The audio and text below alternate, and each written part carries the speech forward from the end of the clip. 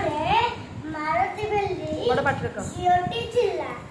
ତା ନାଁ ହେଲା ମାଳତୀ। ସେ ଗୋଟେ ଦିନ ବିଦ୍ୟାଳୟରୁ ଘରକୁ ଫେରୁଥିଲା।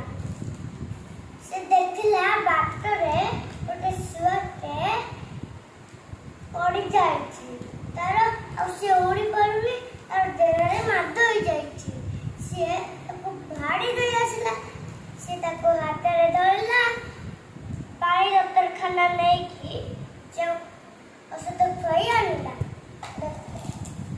ଡକ୍ଟର କହିବା ଆଶାରେ ସେ 2 ଦିନ ରଖିଲା। ତାକୁ ପାଚେରା ବିଜୁଳି ସବୁ ଦେଲା। ସେ ଭଲ ହେଲା ପରେ ତାକୁ ସେ ଗଛ ପାଖରେ ତାକୁ ଉଡ଼େଇ ଦେଲା।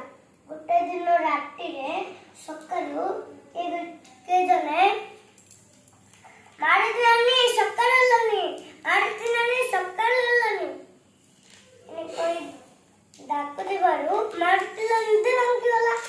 କିଏ ବୋଲି ଝରକା କବାଟ ଖୋଲିବାକୁ ସେଇ ଶୁଆଟିଏ। ସେ ଭାରି ଖୁସି ହେଲା। ତାକୁ ଗେଲ କଲା, ପାଚିରେ ବିଜୁଳି ଦେଲା, ଆଉ ଥରେ ଉଡ଼େଇ ଦେଲା। ତାଙ୍କର ଇଚ୍ଛା ନଥିଲା ସାଙ୍ଗ ହୋଇ ନ ରହିବାକୁ, ସେଥିପାଇଁ ତାଙ୍କେ ସାଙ୍ଗ ହେଇ ରହିଗଲେ। ତାଙ୍କର ମାଳତୀର